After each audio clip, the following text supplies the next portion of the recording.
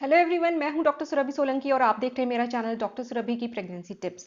Pregnancy में ये कब डिसाइड हो जाता है कि आपके जो गर्भ में बच्चा है वो लड़का है कि लड़की है, यही आज मैं आपको इस वीडियो में बताने वाली हूं। इससे पहले मैं आपको एक बात और बता दूं कि कई सारे चैनल्स यूट्यूब पर आपको बोलते हैं कि आपको अगर पता करना है कि आपके गर्भ में लड़का है कि लड़की है तो आप ये देख लीजिए कि आपका जो बेबी बम्प है, यानी कि जो आपका बढ़ा हुआ पेट है, उसका शेप कैसा है, उसका साइज कैसा है, वो बड़ा है कि छोटा है। या आप अपनी अल्ट्रासाउंड रिपोर्ट में ये देख लीजिए कि प्लेसेंटा की पोजीशन क्या है, या फिर बच्चे की जो एफएचआर है यानी कि फीटल हार्ट रेट है, उसके दिल की धड़कन की गति जो है वो क्या है।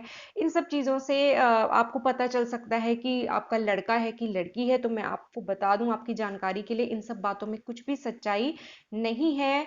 आप अपने बेबी बम्प का साइज शेप देखकर ये बिल्कुल नहीं बता सकते हैं कि अंदर आपके बेटा है कि बेटी है। कई लोग कहते हैं कि बच्चे की पोजीशन क्या है, दाएं बाएं, इससे भी पता चल जाता है कि बेटा है कि बेटी है। तो मैं आपको बता दूं, ये सारे जो वीडियोस हैं आप जो देखते हैं यूट्यूब पे, ये आपको गलत जानकारी दे रहे हैं। ऐसा कुछ भी नहीं होता है।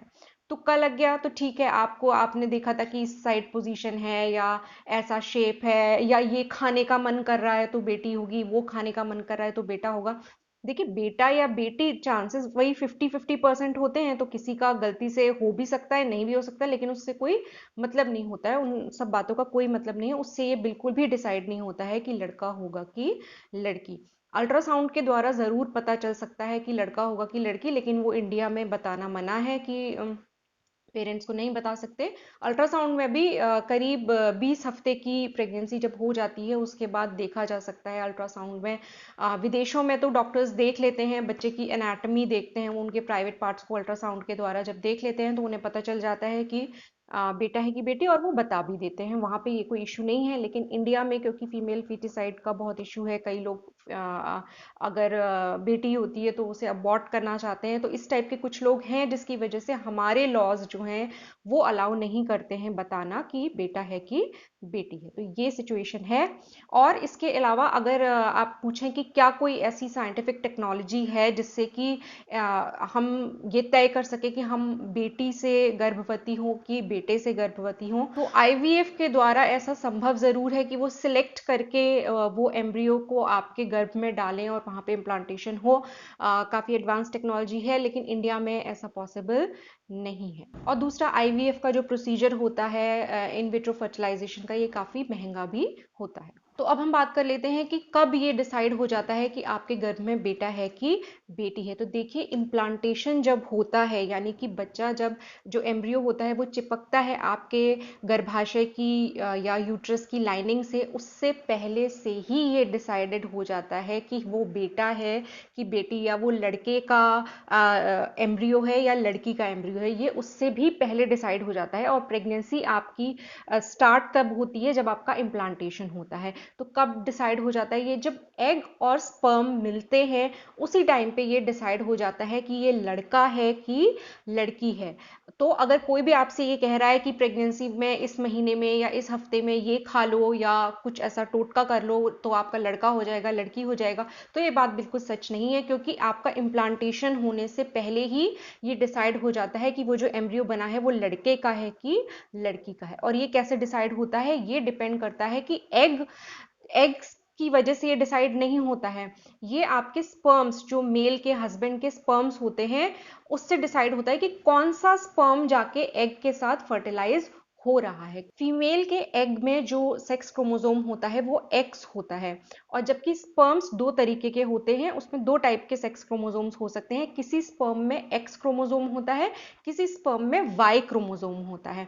अगर वाई क्रोमोसोम वाला जो स्पर्म है वो जाके मिलता है एग से, तो वहां पे लड़का पैदा होता है। और अगर एक्स क्रोमोसोम वाला जो स्पर्म है वो मिलता है जाके फीमेल के एग से, तो बेटी पैदा होती है। तो यानी कि बेटा होगा कि बेटी, ये इस पे डिपेंड करता है कि करोड़ों स्पर्म्स में से कौन सा स्पर्म जाके एग के साथ फर्टिलाइज हुआ है। अब अगर आप ये सोचो कि क्रोमोसोम्स क्या होते हैं, तो क्रोमोसोम्स देखिए, कभी आपने सोचा है कि जैसे ऐसा क्यों होता है कि जो पिता की शक्ल है या जो मदर की शक्ल है वैसी ही सेम शक्ल या उससे मिलती जुलती शक्ल बच्चों की होती है? ऐसा इसलिए होता है कि पेरेंट्स के जीन्स जो होते हैं, जो उनके क्रोमोसोम्स होते हैं, वो ही बच्चे में आते हैं और ये ही डिसाइड करते हैं बच्चे के फीचर्स, उसके बॉडी स्ट्रक्चर्स कैसे हैं और भी कई चीज़ें ये क्रोमोसोम्स ही डिसाइड करते हैं। तो क्रोमोसोम्स क्या होता है कि हर सेल जो आपकी बॉडी में है, उसके हर सेल के न्यूक्लियस में क्रोमोसोम्स होते हैं। ये धागे जैसे थ्रेड लाइक स्ट्रक्चर्स होते हैं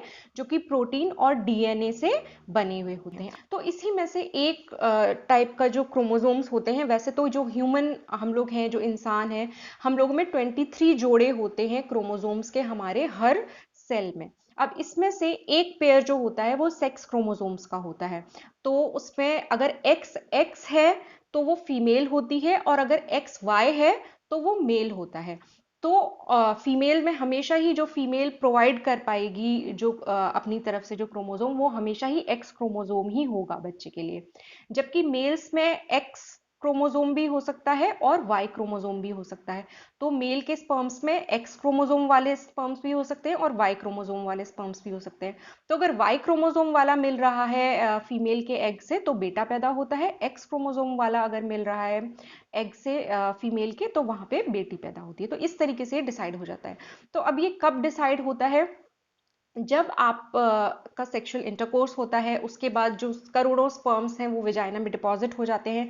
फिर वो ऊपर को जाते हुए आपके यूट्रस के थ्रू होते हुए आपकी फेलोपियन ट्यूब में जाते हैं। फेलोपियन ट्यूब में वहां पे एग अगर वेट कर रहा होता है, क्योंकि जो फीमेल का ओव्यूलेशन है वो महीने में केवल एक दिन होता है और एग 24 घंटे तक ही जिंदा वहां पे रहता है। तो अगर उस ओव्यूलेशन के टाइम पे, यानी कि जब एग रिलीज हुआ है उस टाइम पे एग है वहां पे फेलोपियन ट्यूब में, तो स्पर्म जो है जाके एग से मिलते हैं और फर्टिलाइज करते हैं।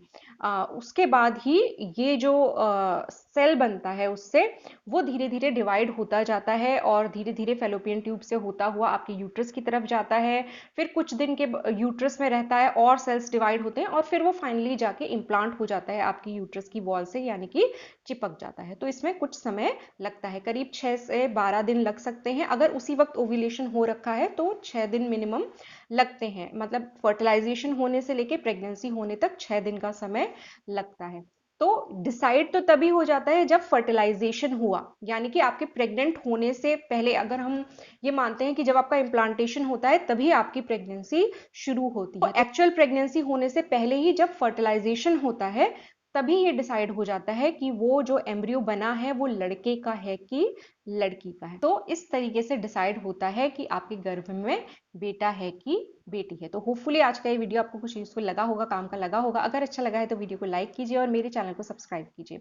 मेरे चैनल को सपोर्ट करने का एक और तरीका है, आप वो ब्लू ज्वाइन बटन प्रेस करके चैनल के मेंबर बन सकते हैं। गोल्ड मेंबरशिप ज़्यादा एक्सपेंसिव नहीं है, खाली 59 रुपीज़ पर मंथ उसका चार्ज होता है। तो आप इस तरीके से भी चैनल को सपोर्ट कर सकते हैं। मैं आपसे मिलूंगी अपने अगले वीडियो में, तब तक के लिए अपना ख्याल रखिए।